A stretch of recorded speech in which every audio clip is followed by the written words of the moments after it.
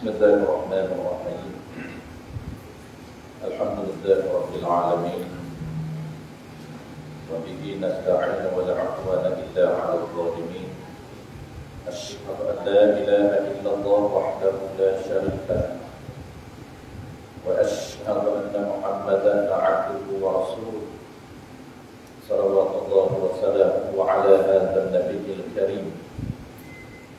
وإمام المتقين وقائد الدعاة المجاهدين وعلى آله وأصحابه أجمعين. اللهم علمنا ما جهلنا وانفعنا بما علمتنا واجعلنا من المخلصين. صلى الله على سيدنا محمد وعلى آله وبارك وسلم. الحمد لله رب العالمين. أما بعد. Terlebih dahulu marilah sama-sama kita menyatakan setinggi-tinggi kesyukuran kepada Allah Subhanahu Wa Taala kerana dengan limpah kurniaannya kita sama-sama diberi kesempatan ruang dan juga kekuatan dari Allah Subhanahu Wa Taala untuk kita menyambung kembali kitab kita. InsyaAllah kita akan habiskan pada malam ini kesimpulan ataupun penutup kepada ciri ataupun sifat Allah yang bernama iradah. Jadi penutup dia berkaitan dengan dalil akli, dalil akli yang menunjukkan bahawa Allah itu mesti bersifat ataupun bercirikan ciri iradah. Surat 23 perenggan yang terakhir. Qala al-musannif rahimahullah ta'ala, bermula dalil. Ini dalil di sini termasuk dalil akli, jadi bukti yang kata bukan bukti kewujudan diri Allah, ini bukti kewujudan ciri pada diri Allah yang bernama iradah. Dalil ataupun bukti di sini bukti menggunakan akal ataupun teori akal, cara kita fikir yang diajar oleh ulama kita sehingga timbul ataupun sehingga kita nampak, sehingga kita faham mesti Allah bersifat dengan sifat yang bernama iradah. Mana bukti bagaimana cara fikir kita dengan akal. Bermula dalil akli atas ada iradah, atas adanya sifat yang bernama iradah. Dan ada diri Allah, ada diri Allah. Orang kafir percaya, kalau sekadar kita percaya Tuhan ada, sama sahaja standard kita, sama sahaja cara fikir kita dengan cara fikir orang kafir. Jadi membezakan kita dengan orang Muslim ialah cara ataupun sistem kepercayaan yang kita pegang dalam hati kita berkaitan dengan ciri yang ada pada Tuhan. Ciri inilah orang kafir dia tak percaya. Maka kita berpegang dalam adanya Allah dan adanya ciri kamalah, ciri kesempurnaan pada diri Allah Ta'ala. Adapun ciri perbuatan, depan banyak tak itu kita tak bincang dalam kitab kita secara detik. Ciri perbuatan Ar-Rahman, Ar-Rahim, Mutakabbir, Razzaq, Wahhab, nama 99 nama Asmaul Husna itu dia merujuk kepada ciri perbuatan ada pada Allah. Perbuatan dia Wahhab, Wahhab itu nama bagi orang panggil pemberinya dia. Dia suka memberi tanpa dia mengira dalam sebuah dunia ini. Dan dia beri rezeki kepada semua makhluk dia. Sama ada makhluk itu manusia, jin, ataupun hayawan, sama ada makhluk itu beriman kepada Allah ataupun tidak, dia akan beri sama. Bahkan lebih banyak lagi daripada orang beriman. Itu dipanggil sehingga mana nama Allah Ta'ala ini Wahhab, yang Wahhab. Itu nama apa? Nama merujuk kepada perbuatan dia.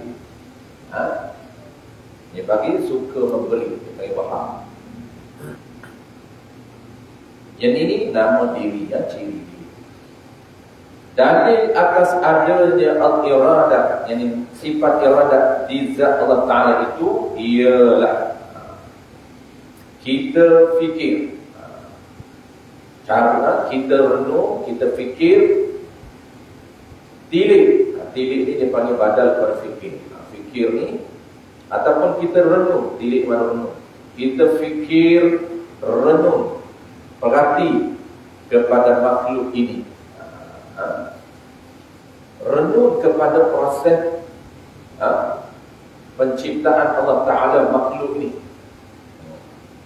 Jikalau tidak ada pada Allah iradah, ada makhluk depan mata kita dan adanya kita ini, jikalau tidak ada pada Allah Ta'ala iradah, kita fikir bagaimana proses Allah cipta setiap makhluk ini, maka kalau tidak ada pada Allah sifat iradah, jawab dia, nescaya adalah dia Allah itu tidak menghendaki, yakni tidak berkehendak dan tidak menentu sesuatu perkara.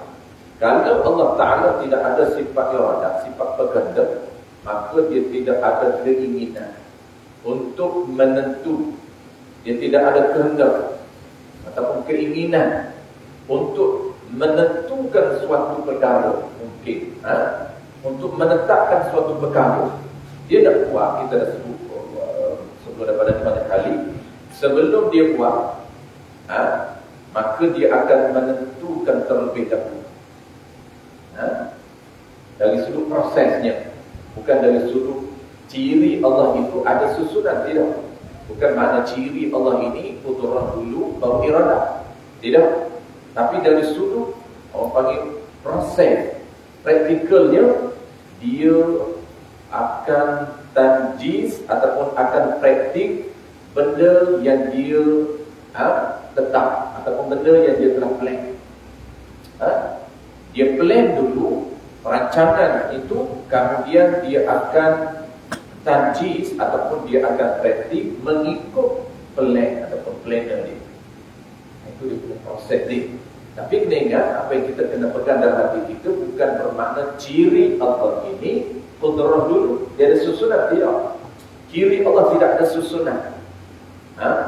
Bukan ada tertib qudrah dulu barulah iradah. Ataupun ilmu dulu. Ilmu dulu tahu.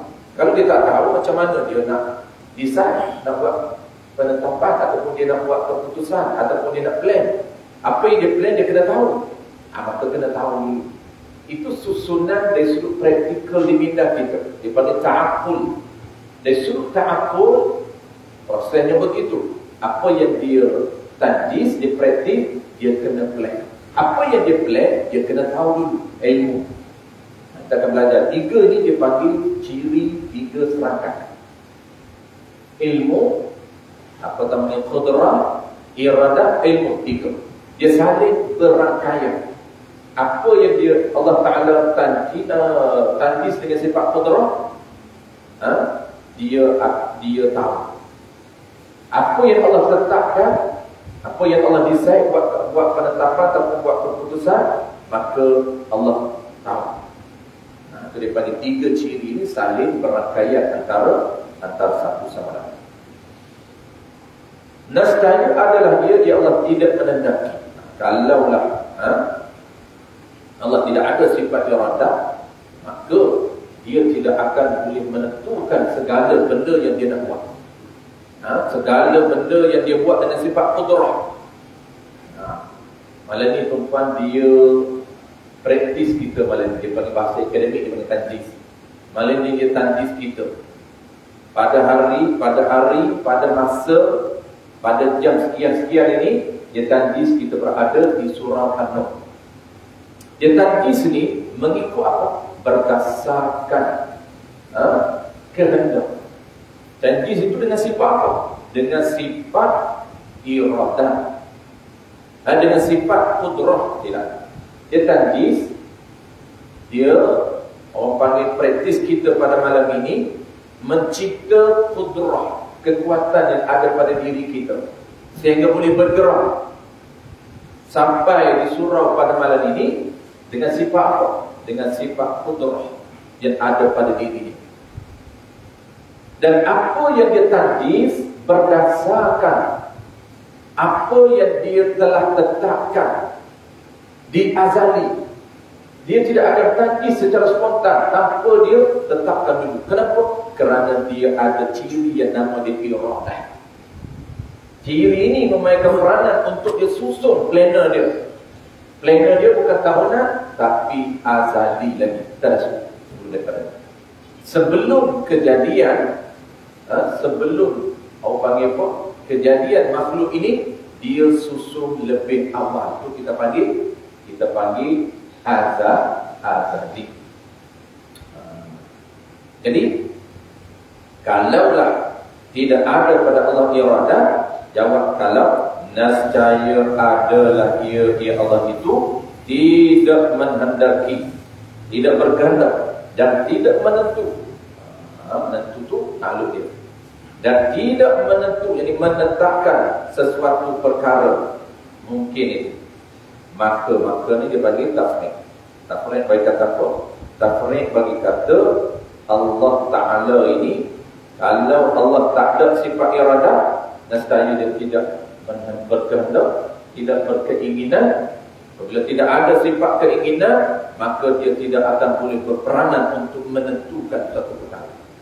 Menentu itu peranan bagi sifat. Apabila sifat pun tidak ada, macam mana fungsi nak ada?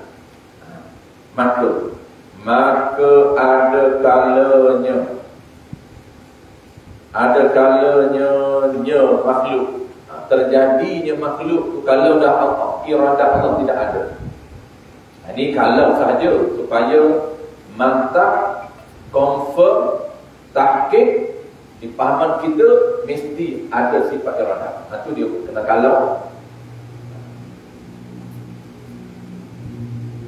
Maka ada kalanya terjadinya makhluk ini dengan tergagah, dengan terpaksa. Ada kalanya terjadi makhluk ini dengan tergagah, jadi terpaksa.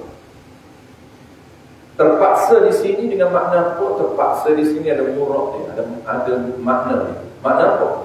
Terpaksa di sini ni makna tidak berkehendak, tidak ada ciri keinginan atau berkehendak, dan tidak ada orang panggil apa? Tidak ada berkehendak, tidak menghendaki dan tidak menentu.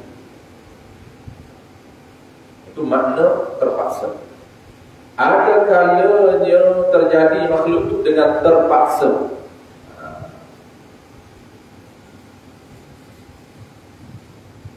Dengan tidak berkehendak dan tidak, Allah tak tentu jadi sendiri. Allah tak berkehendak. Apabila tidak ada berkehendak pada Allah, maka tidak ada peranan.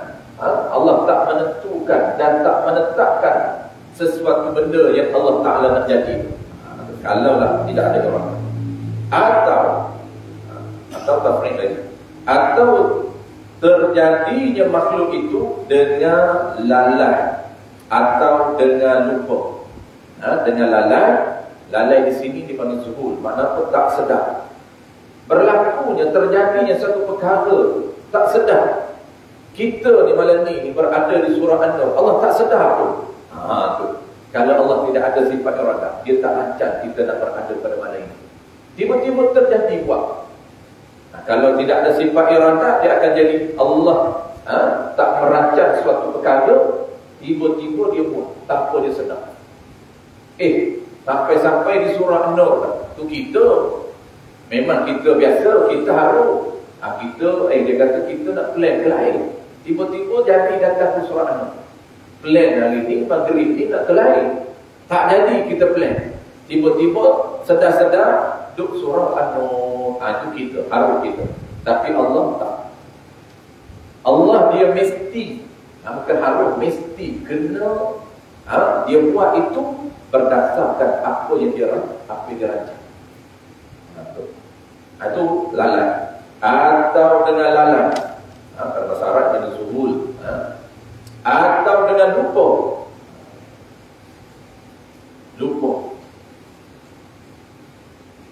Lupa dia panggil ghaflah. Dia lupa. yang dia buat kita ni bukan saja tak sedar, bahkan lupa. Lupa ni tidak ada dalam memori dia. Atau dengan lupa, ataupun sama ni, terpaksa dia buat dengan lalai, dia buat dengan lupa, ataupun dia buat dengan ilah. Ini kita sebut bulan lepas. Ataupun terjadinya sesuatu makhluk itu dengan ilah, dengan sebab. Ini antara topik yang perkara yang penting untuk kita clear di medan kita. Kalau lah tak ada panduan perempuan, dia akan pegangan kita majoriti pegangan ilah. Apa dia ilah ni? Ilah ni, kita percaya sesuatu perkara itu terjadi dengan ada sebab lain. Kita tak nampak bahawa sebab yang menjadikan sesuatu benda itu ialah Allah Ta'ala. Allah Ta'ala yang menjadikan satu sebab dengan sifat qudrah dan iradah takdir. Mana contoh yang kita dah faham lepas, ilah ni, terjadinya suatu benda dengan sebab lain. Mana contoh? Di bawah ni dia bagi contoh. Bergeraknya cincin, kita ambil contoh yang dia bagi di bawah. Bergeraknya cincin ini dengan sebab bergerak tangan. Bergeraknya baju kita dengan sebab kita berjalan, baju ikut sama. Kita berjalan, baju melekat di badan kita. Orang tanya kenapa ni? Kenapa bang? Kopiah pun follow juga, tak ada kepala, tak jatuh-jatuh. Dia kata, dah kita pakai dia duduk melekat kita pakai. Cuba kita tak pakai, telanjang. Dia ingat seilah. Ilah sebab kita pakai. Ilah bergeraknya cincin kita ini dengan sebab tangan kita bergerak. Tangan tak bergerak, cincin tak bergerak. Dia tak nampak pergerakan yang Allah jadikan pergerakan pada cincin itu, pergerakan yang asing dengan pergerakan tangan. Dia tak follow. Cuma pada adabnya dia follow. Itu pada adab. Kebiasaannya Allah ubah. Apabila bergeraknya tangan, maka segala benda yang ada di atas tangan akan bergerak. Segala benda yang duduk di tangan, baik galak kita, apa saja yang tumpah di tangan kita, semua dia akan bergerak dengan sebab bergerak tangan. Itu pada adab.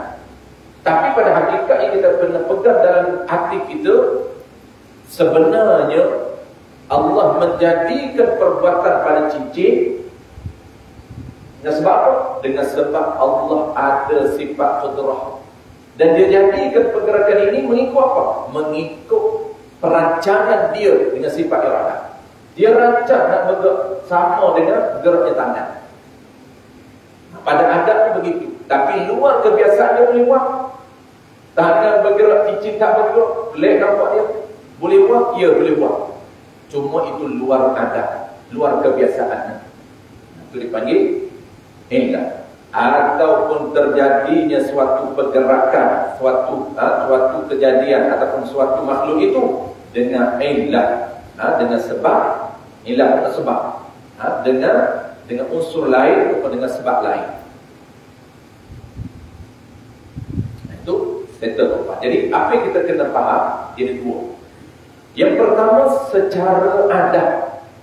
Kita pegang secara adab kebiasaannya. Kita bercakap akan ada kebiasaan bergerak cincin dengan sebab bergerak itu ada. Itu kebiasaannya. Tetapi hakikat yang kena perbetulkan dalam hati kita, yang kita kena betulkan, bergeraknya cincin bukan dengan sebab bergeraknya tangan. Bergeraknya cincin dengan sebab ataupun dengan kehendak dan iradah Allah Ta'ala. Kalau Allah tak berkehendak dan Allah tak decide untuk bergerak cincin, tak akan bergerak cincin walaupun tangan bergerak. Tetapi Allah berkehendak dan Allah menetapkan dengan sifat dia dengan sifat kehendak dia, maka cincin ini bergerak serentak dengan bergeraknya tangan kita. Baik, settle satu. Yang kedua, yang kedua pun sama. Dua contoh ni tuan-tuan sangat praktikal dengan majoriti kepercayaan kita.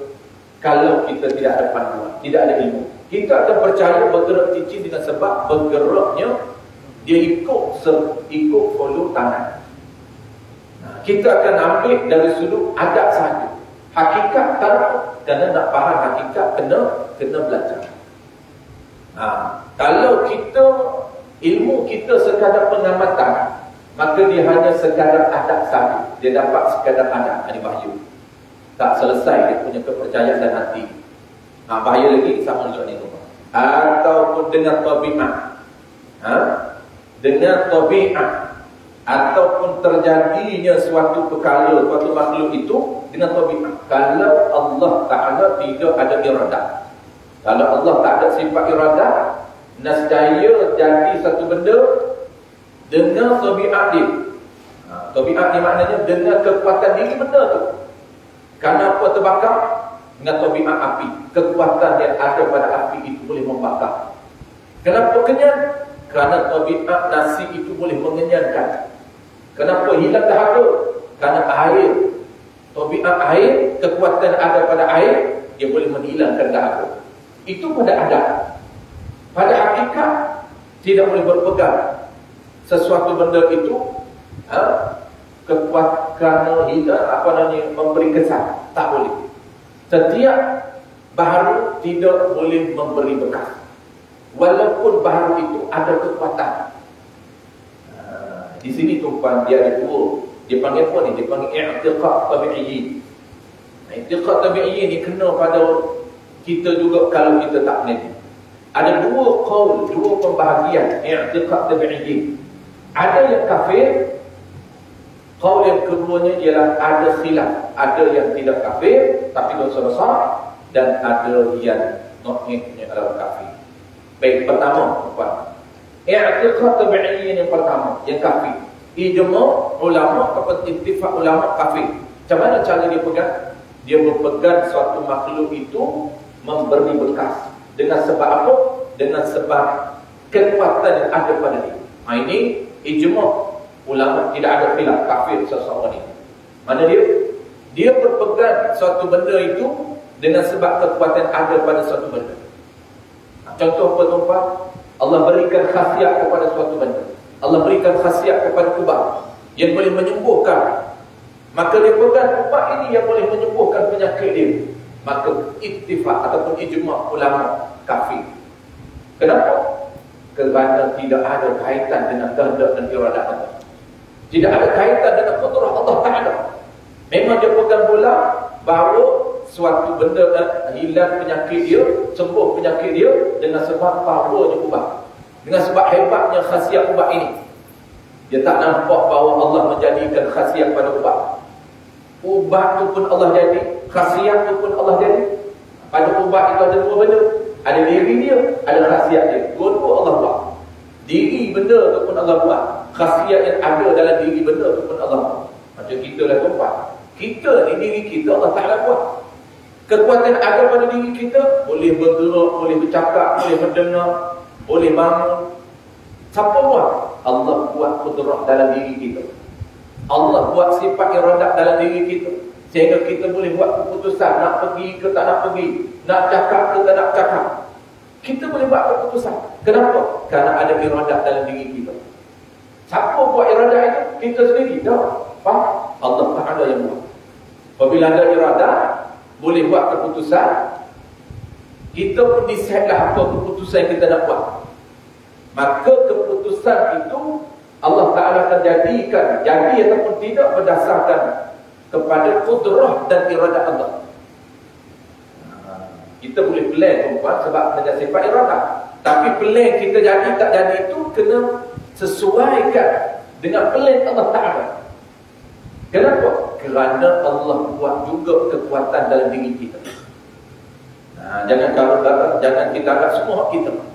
Oh, iradah hak kita yang kita boleh plan nak buat apa ni, nak rancang apa, kemudian jadi tak jadi juga kita.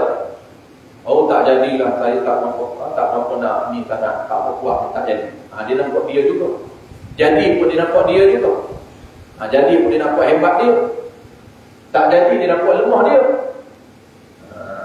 Dia tak nampak Allah Ta'ala. Allah mencipta qudrah. Sebab itu tuan-tuan kita pernah sebut sebelum daripada ni. Izin Allah ni kena faham makna izin Allah. Oh, Alhamdulillah maka ubat power suruh dengan izin Allah tu hebatlah tu bersatu pada Allah. Tapi kena faham biiznillah di makna apa. Itu cara yang orang panggil beretika lah, beradab. Tak semua pun tak apa. Dia boleh cakap, Ji, dulu kena kau makan pun, hebat besar saya makan satu buah ni. Dia tak cakap izin Allah pun. Adakah sadar? Tak sadar. Baik itu cara adab. Tapi yang jadi kesalahannya, apa yang dia pegang tu? Yang kita tak nampak dia pegang tu. Kita tak payah nak korek dia. Tentang yang kita boleh korek dulu. Haji ni, betul kau buat jadi, ubat tak faham lagi. Tak perlulah cerita. Dia pun faham dalam hati dia tu. Kita pun tak perlu korek dia. Tapi kalau korek-korek, dia kata, ubat ni kan. Memang rupanya dia percaya pada ubat sungguh. Itu dipanggil i'tiqad tabi'iyyin yang ijma' ulama kafir. Tidak ada khilaf di sini. Tapi kalau ada dia kata dia puji ubat melambung, powernya ubat dia puji, tapi dari segi pegang dalam hati dia, ubat sedikit pun tidak boleh memberi kesan. Ubat ni sedikit pun tak boleh memberi kesan. Kenapa? Kerana ubat dan khasiat dia, tabiat dia, Allah jadikan clear i'tiqad dia. Jadi kita itu pandang clearkan i'tiqad itu paling penting. Ada secara ada, okey. Baik. Biiznillah yang apa makna tuan dengan izin Allah? Biizni iradatillah wa qudratillah. Mana? Dengan izin Allah, dengan maksud apa? Dengan izin Allah ini bukan Allah mengizinkan untuk kita buat. Bukan. Tak sama kita kata saya izinlah untuk kawan kita buat. Kawan kita minta izinkan kita. Tak, saya nak buat benda ni boleh tak? Maka buat kan? Tu kita izin orang buat. Kita pun faham macam tu juga. Allah izin. Allah izin ni Allah biarkan, Allah benarkan untuk kita berjalan sendiri. Bukan. Maksud Allah izin ni, Allah dengan biiznillah, biiradatillah,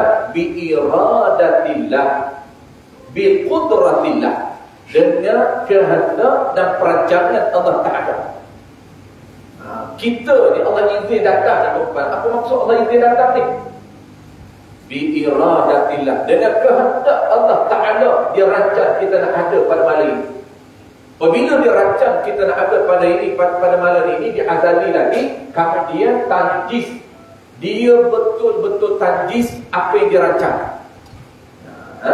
Kita dah belajar putra. Dia tanjis apa yang dia rancang, apa jadi. Sedikit pun tak lari daripada perancangan dia. Itu dipanggil biiznillah. Baik, tabi'i yang kedua, dia ada khilaf. Dia ada khilaf. Khilaf ni pun banyak juga. Biasanya kita dah pegang kalau nanti tak berapa nak clear mana tuan. Tabi'i yang khilaf dah. I'tiqad tabi'iyyin yang kedua.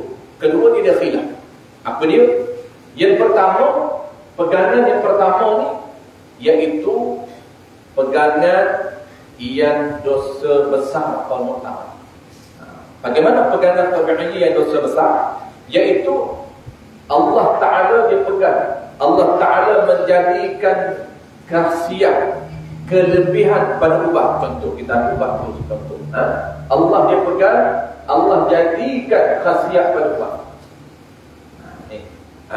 Allah menjadikan khasiat pada ubat ataupun kekuatan, kekuatan pada ubat itu yang boleh menyembuhkan penyakit.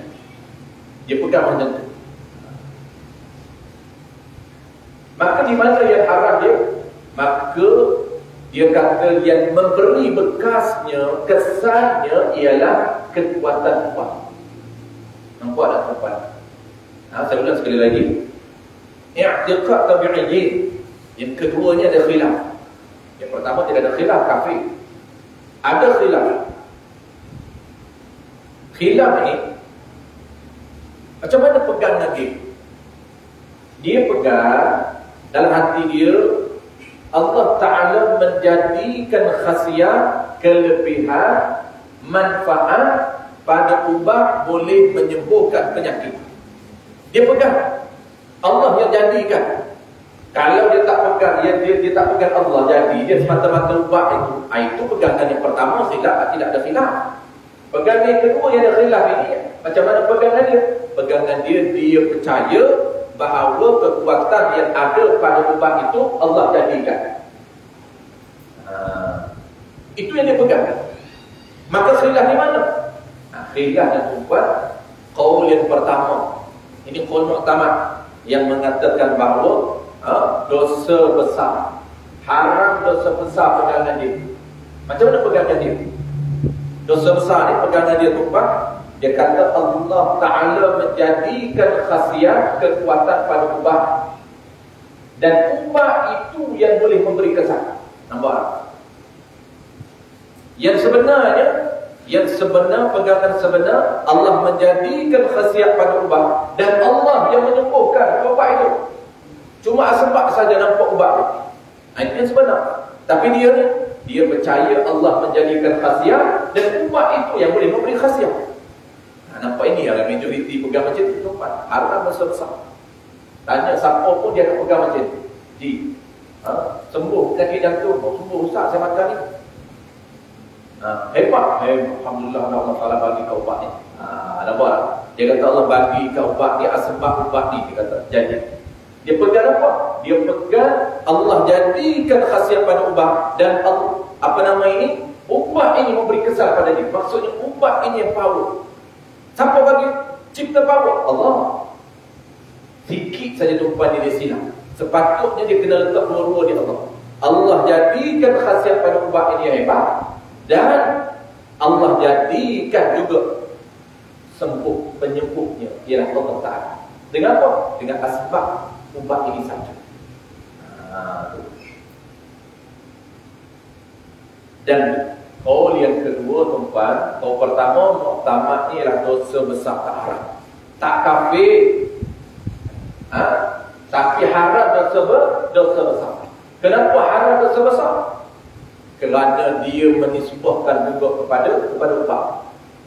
Yang kena clearkan minda dia, kena clearkan kepercayaan dia, kena percaya bahawa Allah Ta'ala yang cipta kehebatan ubah itu akan khasiat pada ubah.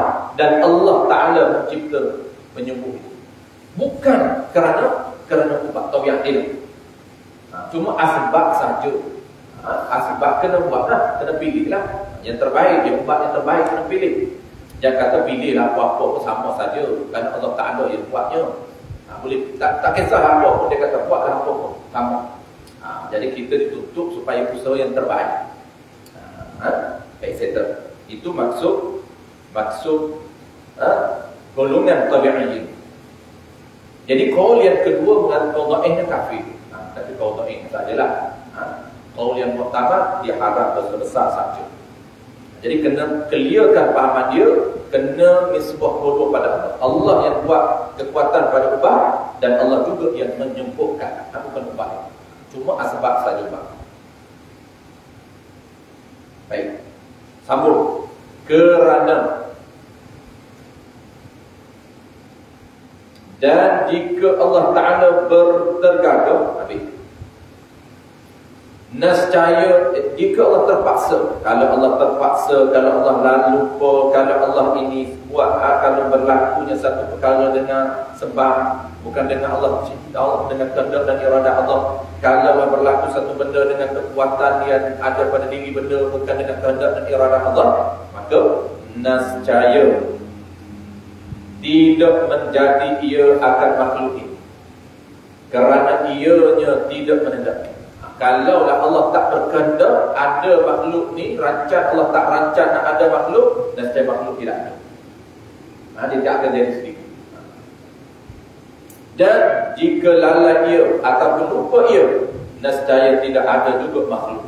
Jadi satu persatu. Kalau terpaksa makhluk ni tak ada, kalaulah lalai dan lupa, tak sedar pun, dia buat satu benda tak sedar, nescaya tak ada makhluk. Dan jika berbuat juga dengan lalai dan lupa itu, nescaya bertukar habis hakikat makhluk ini. Dan jika makhluk ini turut ada sebab Tuhan ada, kenapa ada makhluk? Dia buat dengan sebab, sama juga hilang. Kenapa ada makhluk? Dah ada Tuhan, ada makhluk.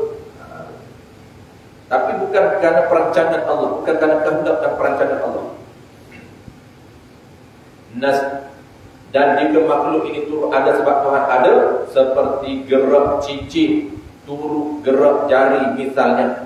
Ini contoh dengan sebab. Kita dah bagi contoh awal tadi.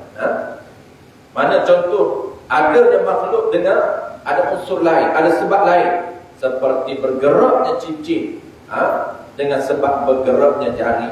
Nescaya makhluk ini tidak akan jadi, kerana makhluk ini tak terima pada akal, tak terima pada akal, tak turut ada. Maksudnya benda yang tidak boleh terima pada akal, pada akal yang waras, yang dibimbing oleh wahyu lah. Kalau akal biasa dia boleh terima. Kalau akal biasa tu pada ikut fikir akal dia yang tidak dibimbing oleh wahyu, dia boleh terima bergeraknya cincin dengan sebab bergerak tanah. Itulah yang dia terima bahkan. Tetapi kalau akal yang waras, yang dibimbing oleh wahyu, yang dibimbing oleh syarak, maka bukan yang begitu, dia tak boleh terima. Kalau bergerak cincin dengan sebab bergerak tangan, bermakna ada suatu unsur ataupun ada juga perbuatan makhluk di luar kawalan Allah Ta'ala. Tidak wahdatul af'al. Sedangkan Allah kata qul huwallahu ahad. Dia satu pada perbuatan dia, bukan satu pada diri dia saja, satu pada ciri saja, tidak, bahkan satu pada perbuatan. Dia tak berkongsi dengan perbuatan lain. Semua berada dalam kawalan Allah Ta'ala. Kalau ada satu unsur, satu makhluk yang tidak berkaitan dengan perbuatan Allah, bermakna ternafilah apa yang Allah sebut. Qul huwallahu ahad. Kerana asal makhluk ini tiada. Ini cara fikir saya. Mana kita ekspresikan. Maka macam mana nak turut ada? Dan jika makhluk ini turut ada dengan jalan passion dia ada, bahasa dia. Passion dia ni panggil apa? Dengan tabiat, nature. Itu dipanggil passion. Kalau makhluk ni ada dengan tabiat, itu dia ada sebut yang dikatakan tabiat. Kalau makhluk ni ada dengan sebab tabiat, nescaya tidak boleh ada juga. Kenapa? Kerana asal makhluk ni tiada. Dia tak boleh jadi sendiri pun tak boleh, jadi dengan tabiat nature pun tak boleh, semula jadi. Kenapa? Kerana asal cara kita fikirnya, asal makhluk ni tak ada. Asal dia tidak ada. Apabila dia nak ada tu, dia kena ada tekanan. Dia tak boleh ada sendiri, tak boleh nature. Dia kena ada satu unsur yang menekan sehingga timbul dia, sehingga adanya dia. Maka unsur apa? Mestilah ada orang yang mencipta. Ada orang yang mencipta, maka kita kena kenal yang mencipta itu. Dan kita sedang mencari ilmu untuk mengenal yang mencipta itu. Bukan mencari, mengenal. Tuhan ini tidak perlu dicari, tapi perlu cari ilmu sehingga kita kenal. Bukan cari diri dia. Baik, habis. Makanya telah bahawa Allah Ta'ala ada bagi Allah. Habis kesimpulan terakhir orang nyata ni diminda kita. Sebab kita fikir menggunakan minda yang waras, akal yang waras. Sebab tu akal kita ni tuan, Allah akan dia panggil apa? Kita akan bertanggungjawab. Maksud bertanggungjawab ni, kita nak kena jawab soalan antara soalan Allah tanya di akhirat kelak. Apa kamu guna akal yang Allah beri kepada kita? Sebab akal ini anugerah. Kita tak minta pun akal, Allah beri. Kita nak minta tak pandai. Jadi kita ni lengkap dengan akal yang waras. Mana umpamanya anugerah pemberian Allah, genius kita. Maka tanggungjawab kita dengan Allah, kena guna pemberian Allah mengikut apa yang dia nak. Akal kita kena guna ikut apa yang dia nak. Fungsi akal untuk apa? Faham. Maka nak kena cari ilmu untuk faham tentang apa? Tentang diri dan sifat dia. Maksudnya tentang ciri yang ada pada dia. Ini dia akan tanya di akhirat kelak. Apa kamu guna nikmat akal kamu bagi? Kita Allah bagi. Apa nikmat, apa kamu guna akal aku ini untuk kamu faham apa dia? Ini kita akan bertanggungjawab dengan Allah. Kalau kita faham lain, tak faham Allah, segan nak mengaji ilmu akidah, segan nak mengaji ilmu syariat, ilmu fiqh, tapi ilmu lain kita boleh mengaji, maka berdebatlah dengan jawapan. Kena sedia jawapan Allah untuk nak jawab di hadapan Allah. Kenapa? Kerana akal bukan milik kita, milik Allah. Apabila milik Allah, Allah akan tanya kita guna untuk apa? Maka kita menjadi tanggungjawab kita untuk guna akal kita untuk kenal dia, untuk kenal ciri dia, Untuk kenal tentang tata cara syariat berkaitan dengan dia, barulah kita guna untuk lain. Bukan menjadi kesalahan kita guna untuk lain, tapi menjadi kesalahan kita tak guna akal kita untuk faham. Habis, maka nyata ni dimindah bahawa Allah Ta'ala ada bagi Allah iradah. Ada kehendak. Apabila ada kehendak, dia ada peranan dia. Peranan apa? Boleh menentu ataupun menetapkan setiap perkara yang dia nak. Tidak tergadah, tidak terpaksa. Dia buat bukan kerana terpaksa. Dia ulang sekali. Dan tidak pula lalai dan lupa. Dia buat satu benda bukan tak sedar, memang realize, memang dia decide awal. Dan bukan dengan lupa. Dan bukan dengan sebab, bukan dengan kerana ada sebab lain, dan bukan kerana kekuatan tabiat, bukan. Itulah ni pengakuan. Itulah tu mana? Mana apa itulah tu? Maksud dia ciri iradat, kehendak yang ada pada Allah. Itulah pengakuan yang sebenar, yakni akidah yang sebenar.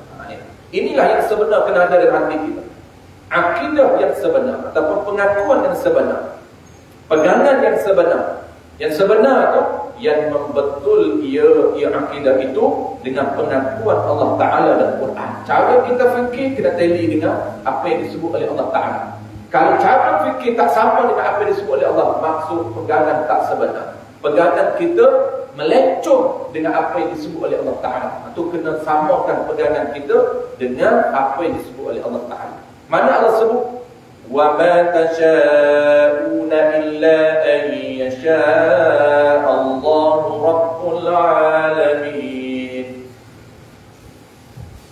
أَن يَشَاءَ اللَّهُ رَبَّ الْعَالَمِينَ. Artinya dan tidak menghendaki kami, melainkan bahawa menghendaki Allah dan menentunya Allah Ta'ala. Ialah Tuhan segala alam. Allah sebut wa ma tasya'u.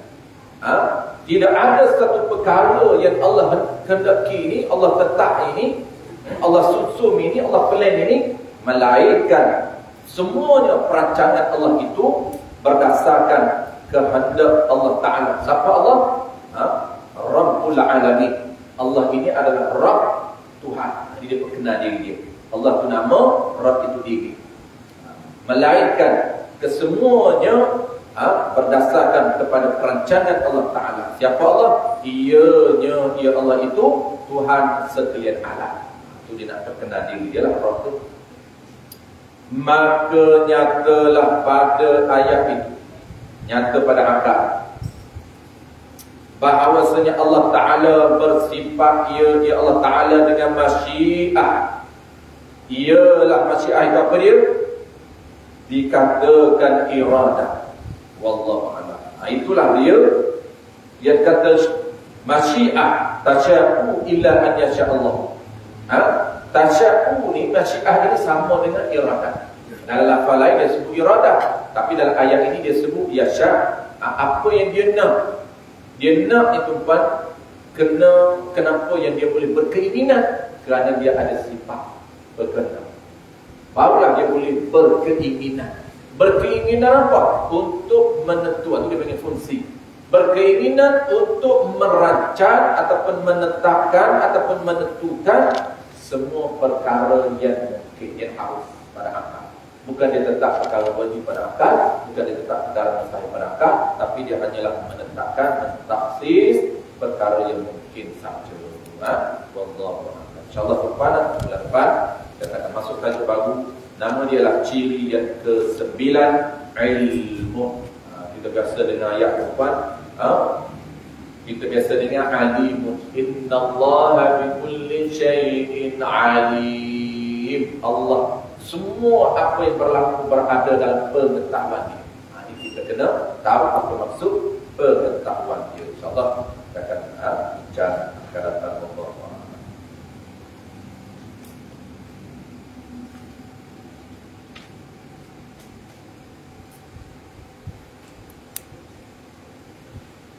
الله الرحمن الرحيم الحمد لله رب العالمين والصلاة والسلام على أشرف الأنبياء والمرسلين وعلى آله وأصحابه أجمعين. اللهم فقهنا في الدين وعلمنا التأويل واجعلنا من العلماء العاملين واجعلنا من المخلصين. وصلى الله على سيدنا محمد وعلى آله وبارك وسلم والحمد لله رب العالمين.